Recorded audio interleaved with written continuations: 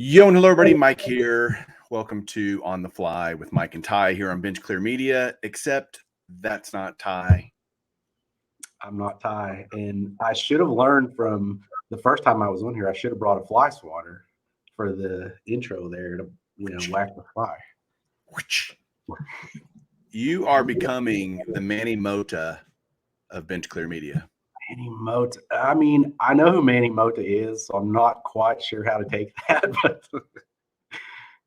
I guess what was he, like a pinch hitter?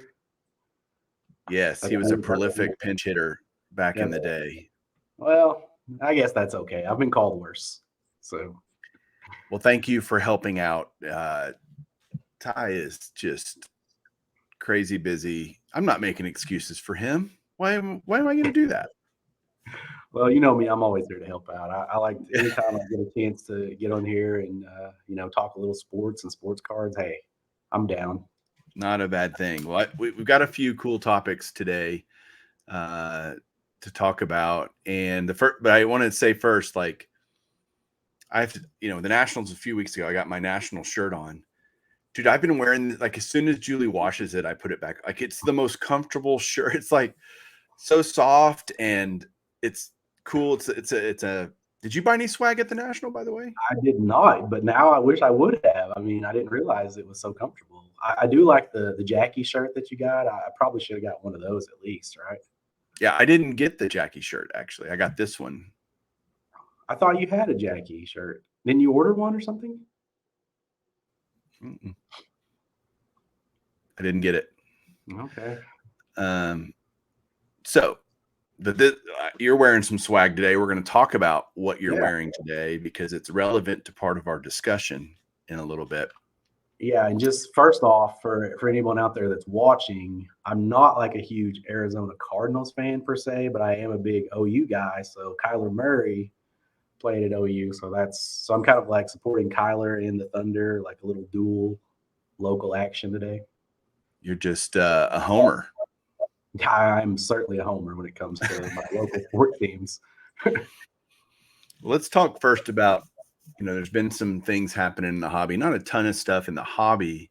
Then we're going to talk more about just sports in general, but the whole BBCE baseball card exchange, 86 Fleer box.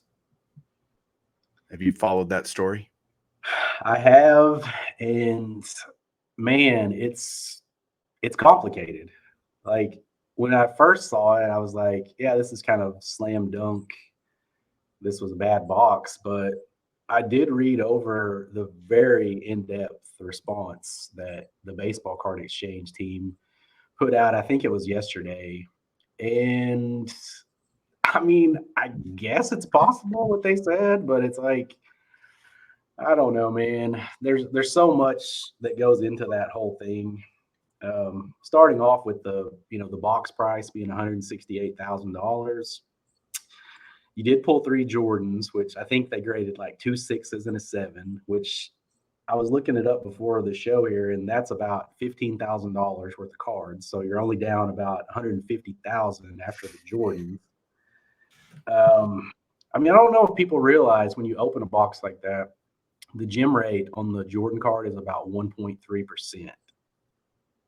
If you look at the ones that have been sent to PSA. So I don't know, man. The box itself, what are your thoughts? I mean, it was odd to say the least.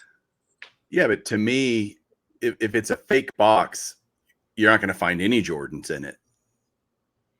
Right? Not necessarily. Because that would be, I mean, I'm not saying this is what happened, but if you put 3 Jordans in there that were, lesser condition Jordans, I mean, that makes it more believable, but that makes the story of the box being real more believable. Like I said, I'm not even sure where I totally land on this whole thing after reading, after seeing what I saw and then reading their statement. Like it's complicated, right? Yeah, I think the biggest takeaway for me is BBCE getting slammed. And I'm not a sponsor of the show. I've never met Steve Hart. I have no idea what even. I probably could pick him out of a lineup. But the reality is, anything that gets authenticated, especially wax or vintage wax, it's this guy's opinion that it's real. It's not guaranteed to be real. You're paying for someone else to give their opinion on the authenticity of the box and the packs within the box. To hold him to a standard until you open the box, he can't guarantee diddly do about that box, right? And so he can say, based on my experience, based on what I've seen before, based on what I know about how the cards were done and the packs look and all this stuff, my opinion is that this is a real box. That's it. You're paying for an opinion. Now, I will say there's two things that Baseball Card Exchange is getting hammered about that are very valid points. The first one being that they do offer no guarantee on any of the stuff that they wrap. So, like you said, it is basically just their opinion, and they're not necessarily standing behind that in a financial way. And then the second thing they're really getting hammered about is the fact that there were 2 packs that were in that box where, you know, the seal was a little bit loose or the flap was a little bit loose, and they went ahead and replaced those 2 packs. Yeah, I heard that. With 2 packs that were PSA graded, which, oh, by the way, Steve grades the packs for PSA. So conflict of interest, maybe. I don't know. I mean, to me, like, just the fact that there were 2 packs in there that you were not comfortable with, if I was going to put my name on the line, I would not do it when you have 2 packs in there that are questionable in your own opinion. So I think that was probably the big mistake that was made. I would always err on the side of caution if I'm not like totally 100% in my own head, which I think, like, as you said, I don't know how anybody could be totally 100% on this stuff, but I do agree that he, like, I have met Steve before. I've bought stuff from him in the past, and I do agree that he knows more about this stuff than anyone else. But does he know everything? I don't think so, because I don't think they've ever seen a box come out quite like this before. So Yeah. It's wild, man. It's wild. It goes to show that it's such a slippery slope authenticating unsealed or you know, wax boxes, especially vintage stuff that wasn't ever sealed by the factory to begin with. And I don't know, it is, why would anybody want to be in that game? I mean, I'm thinking, like, Steve Hart might just say, dude, the juice isn't worth the squeeze. I'm not doing this anymore. Like, there's no point. Because if I'm wrong, if he's wrong 1 out of 100 times, people remember the 1, not the 99 he was correct about. You know, right. And the 1 gets plastered all over social media, and his reputation gets damaged, and all these things. And it's not fair to anybody. I wouldn't want to deal with that. That's true. But to your point about the juice being worth the squeeze, there's a lot of juice in that industry. Yeah. I mean, they're like, I don't know exactly what, like, I would guess that they probably got paid somewhere. I don't know the percentages, but it'd probably be somewhere around $4 or $5 grand to authenticate that box. So, you know, when you're doing a lot of those big time boxes, I mean, there's a lot of money involved. They don't do it for free. That's a good point. Well, time will tell on that. Speaking of cheaters, no, I'm not saying that BBC is a cheater, but Fernando Tatis has been caught to be a cheater. And I should say Fernando Tatis Jr. We don't want to lump Senior. Yes. In who Senior got busted for PEDs too back in the day, if I'm not mistaken. Does that sound right? I mean, I'm not sure on that, but his son most certainly has. So my thoughts on the Tatis thing. God, these guys should know better, right? I mean, if it's even strange or fishy or whatever at this point in our, you know, life cycle of PEDs, dude, don't even mess with it. You're going to get caught eventually. You may get away with it for some period of time, but eventually you're going to get busted, and it will lead you down a path of, you know, pariahship within baseball, right? Yeah, and this is another one of those situations where there's a lot that's a lot that goes into it.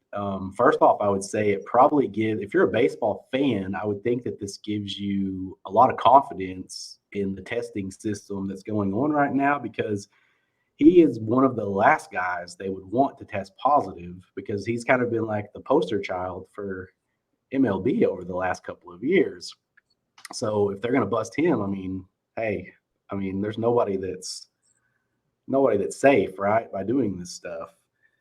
And then with you being a big Hall of Fame guy, with the way that things are in the present, he's essentially ineligible for the Hall of Fame at the age of 23. Am I right?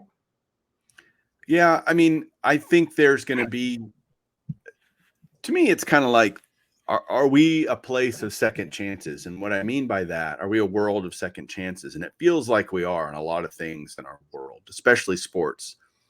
An athlete can do something bad, own up to it, apologize for it, and soon enough, it's kind of forgotten about, right? To me, if you get busted for PEDs, there's a suspension. You're going to serve your time, so to speak. And I mean, I think of a guy like Nelly Cruz who got busted, now it's been a really long time, well over a decade, maybe close to a decade. Nobody talks about that. I mean, he served a suspension and came back and played. And does Nelly Cruz get in the Hall of Fame? Maybe. I'm not saying actually, I think he should, but that's a whole nother discussion. But the point is that I think our memories can be short if we realize, okay, he got busted. He paid his consequence, whatever penalty that is. Can we not give him a second chance? That doesn't seem unreasonable. I think as fans, that's more likely to be the case. Now, if we're just talking about the Hall of Fame, I think the way that it currently stands, I mean, if you look at guys like Bonds and Clemens, I mean, I don't think Bonds or Clemens, to my knowledge, I don't think they ever actually tested positive, and they haven't been able to get in the Hall of Fame. And you've got, like, 7-time MVP and 7-time Cy Young Award winner. Yeah. So I think as fans, we're more forgiving. But like, if we're just talking about the Hall of Fame, I mean, unless something changes, I mean, first off, we're talking about Tatis, who's a guy who's, he came up at the end of March of 2019. He's played in 84 games. And then in 2020, he actually played in 59 of 60. 2021, he played in 130 games. This year, he played 0. And then next year, he's already suspended for the first 32. So, I mean, he's missed a good percentage of his career so far. Yeah, I guess the only good news about that is it's lowered the wear and tear on his body. He hadn't, but his reputation has been tarnished for the foreseeable future. He can't get that back, no matter how many times he apologizes or explains away. What was it? Something about his hair. He sprayed it on his hair, or something. I don't know. The cockamamie story that I'm hearing is like, really, like, this doesn't make any sense. But I think that this should, I think you made a good point about, if MLB is going to suspend him, every other player should go, oh crap, if I'm doing something that I shouldn't be doing, I better stop it immediately, because they're not going to, let it slide. Nor should they. I'm not. Yeah, it's going to be interesting to see how he's treated when he gets back next year, at whatever point. And yeah, interesting. Yeah, if you want to like bring this into, if you want to bring it into cards, I mean, obviously we've seen the tremendous amount of money that people have spent on his cards, and you're talking about a guy now that's 23 years old. He's facing a suspension for PEDs. He has a bad back, a bad shoulder, a bad wrist, and really, really bad judgment. Right? That seems to me like a sell signal, if I've ever heard one. Yeah. I mean, I'm sure there's a lot of people that spend a lot of money on his stuff that are not feeling very good right now about that. Yeah. Yeah, it's a shame. I just look at it and go, God, that's a shame. Dang it. Luckily, we still have guys that are in that rookie area. Look at a guy like Juan Soto. How does he feel now about getting traded to a team like that he thought he was going to be part of this core group of Machado, Tatis, Soto, Josh Bell went there, so they have a lot of talent. Yeah. And Blake Snell throws like he was throwing the other day. Good grief. And, they've got a team that could be good. Unfortunately, the Dodgers are just so good that it's going to be tough making, they'll make the play. I think the Padres will make the playoffs. But does Soto want to sign a long-term deal there, extension / if I'm Soto, I'm going, I'll just go to the Texas Rangers. How about that? Well, that might be a stretch, but I get your point of possibly not wanting to re-sign with San Diego. And I mean, who knows? Maybe he didn't want to anyways. I don't really know. Yeah. Yeah, the Rangers, by the way, fired their manager this week, which is how do you feel about that as a Rangers fan? It's so hard. Manager, either you really like them or they're kind of pointless, I think, and they got charisma, not pointless. That's not fair. The guys that just go under the radar and just kind of do their thing, like, but you have a charismatic, like we had Ron Washington, who was a very charismatic guy for a long time. Then we get boring Jeff Bannister, Chris Woodward, who just feel very businesslike, and they don't get anybody excited. No wonder the team didn't perform to the level that people expected after spending $500 million on free agents this summer. Yeah, I don't know. The Rangers are just a mess, and I don't get me depressed. You don't want to talk about the Rangers anymore. I don't want to talk. I don't want to talk about it anymore. I'm like, I understand. But let's switch to a sport that just started, football. Pro football has just started. I'm excited about college. I love college football. I love pro football. Everybody thinks I am a baseball collector, but I very much just like most Americans, right? And we've got preseason happening. Any thoughts on what's happened so far in preseason? I have a couple after you're done. I love to play fantasy football, so I'll somewhat pay attention to the preseason. But in my experience, like the preseason darlings rarely come through for you. So the main thing for me in the preseason when I'm watching like teams and players is just get through it without any injuries. Because I mean, there's a lot of these guys that you don't really play your best guys a ton. So I don't know. I don't have a ton of thoughts on the preseason. What have you seen so far that you like? Well, I mean, guys like Kenny Pickett for the Steelers, Trey Lance is apparently, did really well in his first game. And so what's always bothered me about not football itself, although it's true about football, and then that bleeds over into the hobby, is how quarterback centric it is. I mean, if you have a great quarterback, you can have trash on the rest of your team and be pretty competitive, That's always been a weird thing about football that I've never understood. But like Trey Lance, for example, I mean, he's doing this in a practice game, and we all know what Allen Iverson would say about that. What would he say, Andy? Practice? You're talking about practice? Just a practice. He'd be like, it's just a practice game, So let's not, like you said, get too overhyped on what happens in practice games. Let's see what happens in real games. But the hobby being so quarterback centered, I should say, when did that start, do you think, where it just became all about the quarterback, both in the hobby and in the sport? I mean, I would have to say maybe maybe like 5 or 6 years ago, it seemed like it was really starting to trend that way. I mean, it's always been that way to an extent, but um, I think with a lot of the newer people that have come in, like the quarterbacks are the guys that they really want to like speculate on, and kind of, I guess for a lack of better words, make their bets on. So you see a lot of these guys. I've seen a lot of national videos, and a lot of people have said the people they were asked about the most at the national were guys like Tua, guys like Jalen Hurts, which seems kind of surprising to me, because I guess I just don't think as much of those guys as some people do. And I don't know, the young quarterback stuff, especially, it's kind of like a hot potato game, right?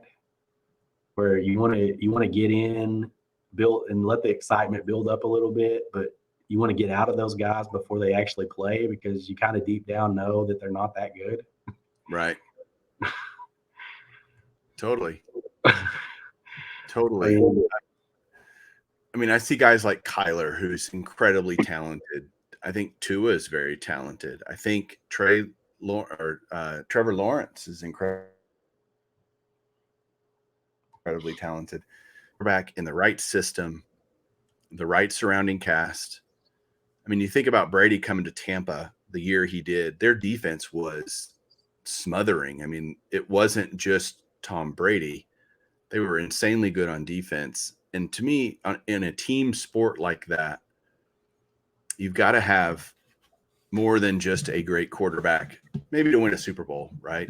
You got to have great receivers, great offensive line. I mean, look what happened to Trevor Lawrence last year. You got beat up and that's true of a lot of rookie quarterbacks, right? And they draft the quarterback and then they start drafting the team around them in subsequent years. Cowboys did that with Troy Aikman. Troy Aikman got destroyed. He was 1-15 his first year.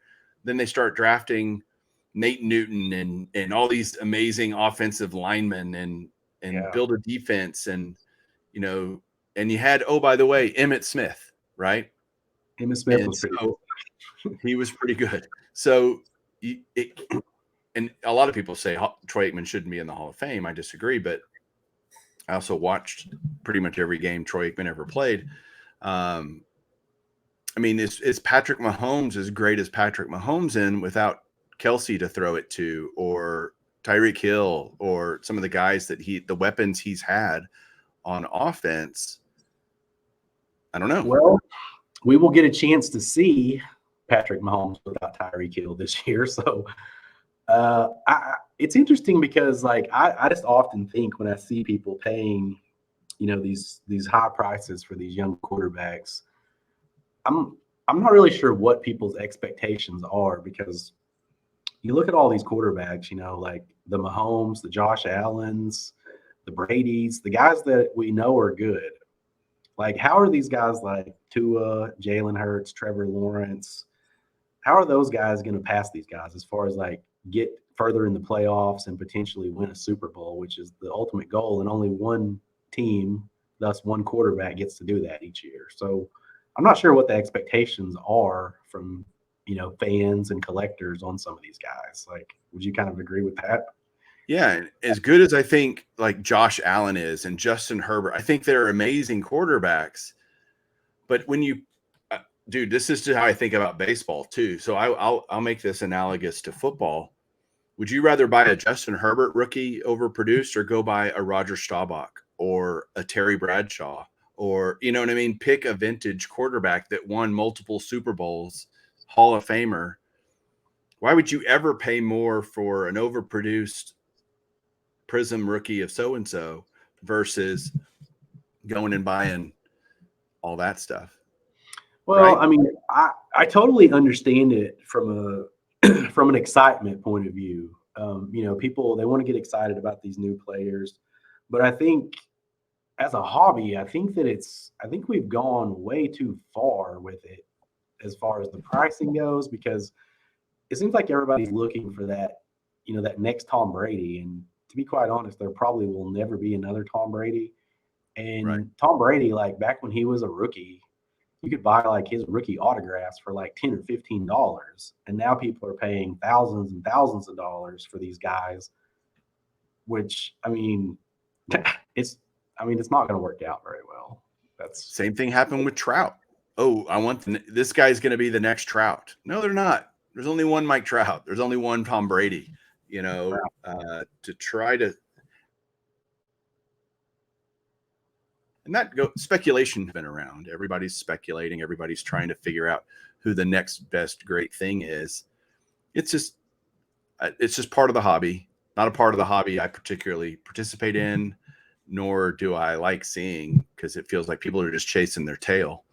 Well, like you said, the speculation part has always been there, but the stakes have gotten way higher. Very good point. You were paying $10, $15 for guys like Brady and Trout when they were unknown rookies, unproven. But now you have guys that are unproven that you're paying hundreds, if not thousands for. And I just think that the results that you're looking for are already built into those prices. So even if they do the things you think they might do, how much higher can they actually go? Right. There's a certain point, there's a certain threshold where it doesn't matter what they do. Like you can only go so high, right? Totally. And with pops the way they are, there's plenty of cards. It's not like you can't get one. They're not rare, right? So, and even the rare stuff is not rare, because I think I saw somebody posted this on Twitter, and somebody said that Trevor Lawrence, I think, has over 500 one-of-one rookies. Ridiculous. So even the rare stuff there's so much of it. How rare is it really? Yeah. Buy vintage. It's just always every sport. Just stick with vintage. Buy the greats. No. That's always what I'm going to say. But it makes sense.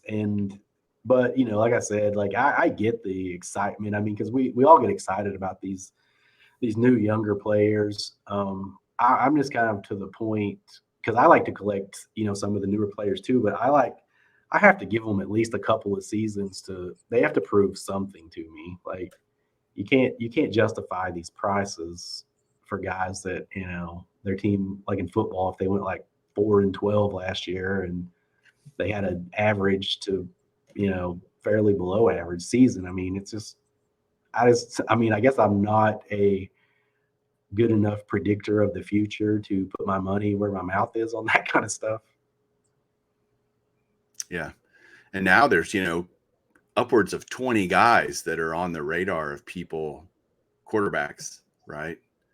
Justin Fields, and like you said, Jalen Hurts, like all these guys, you're like, let them do something first, for crying out loud,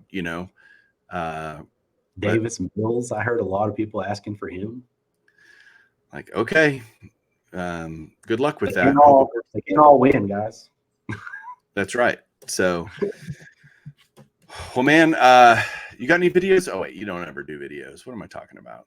Yeah, I always think about making videos, and then I always find a reason not to. But maybe I'll put something out at some point. We'll see. I do appreciate you being on the show and pinch hitting for Ty. I'm interviewing John Mangini for Golden Age of Cardboard. We got a couple of Chasing Cardboard episodes coming out in the next few weeks from that collection in Tulsa that we went and bought. Oh yeah, I'm looking forward to that. Yeah, there's a lot of good stuff coming down the pike. I went to a new card shop today that I'd never been to here in the Metroplex. The Roadshow guys, Kentucky Roadshow guys? Yeah. Yeah, so I went to the Texas Roadshow, which is it's essentially a franchise, which is kind of interesting business model for card shops. Went to their shop today. I'll have a video out tomorrow on that visit on Baseball Collector, so go check that out.